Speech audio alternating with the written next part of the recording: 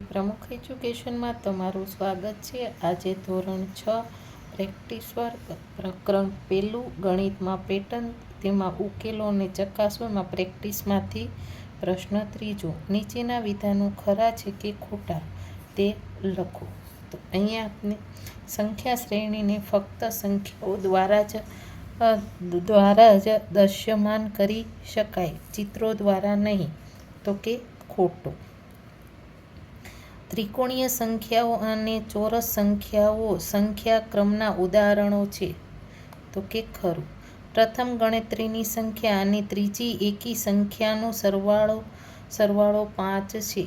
તો કે ખોટું। 21 એ ત્રિકોણીય સંખ્યા છે। તો કે ખરું। 19 એ કેન્દ્રીય ષષ્ટકોણીય સંખ્યા છે। તો કે ખરું। 64 એ ચોરસ સંખ્યા અને ઘન સંખ્યા બંને છે। તો કે ખરું।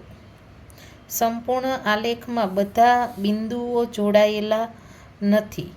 તો કે ખોટું। કોચ હિમકરણની શ્રેણી એ 2 ની ઘાત પર આધારિત છે। તો કે ખોટું। પંચકોણ એ 10 બાજુઓ ધરાવતો બહુકોણ છે। તો કે ખોટું।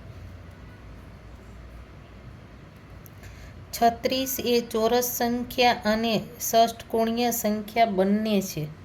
તો કે ખોટું। સંખ્યા શ્રેણી 1, 4, 9, 16, 25 એ ચોરસ સંખ્યાઓના ઉદાહરણો છે। તો કે ખરું। શ્રેણી 1 1 + 6 1 + 12 1 + 18 એ વિરહંક સંખ્યાઓ દર્શાવે છે। તો કે ખોટું। શ્રેણી 1 1 + 2 + 1 પાછો પછી 1 + 2 + 3 + 2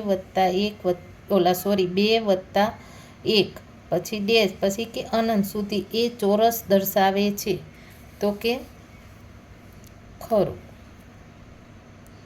સંખ્યા શ્રેણી 1 8 27 64 125 એ 3 ની ઘાત દર્શાવે છે। તો અહીંયા આપણને તો કે ખોટું। કોચ હિમકરણની શ્રેણીમાં દરેક રેખાખંડને ગતિ અવરોધક સ્પીડ બમ્પ વડે બદલવામાં આવે છે। તો કે ખરું। હવે અહીંયા આપણે જોડકા અ અને બ બરાબર આપણે અહીંયા જ લખી નાખશું કે ABC કોઈ પણમાં। તો કે 1 3 6 10 15 તો કે આપણે કેટલી છે? તો કે 3 વાર બરાબર એટલે કે ત્રિકોણીય સંખ્યાઓ। તો D। પછી 1 8 27 64 125 તો કે ઘન સંખ્યા। 1 3 9 27 81 243 તો કે 3 ની ઘાત।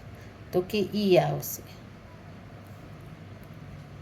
0 1 પાછો 1 2 3 5 8 13 તો કે ઈ એ।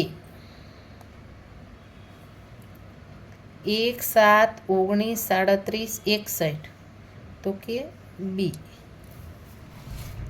તેવી જ રીતના અહીંયા 1 પછી અહીંયા 1 2 3 એટલે અહીંયા આપણે શોધીને કરવાનું। તો કે આમાં આવશે તો ડી।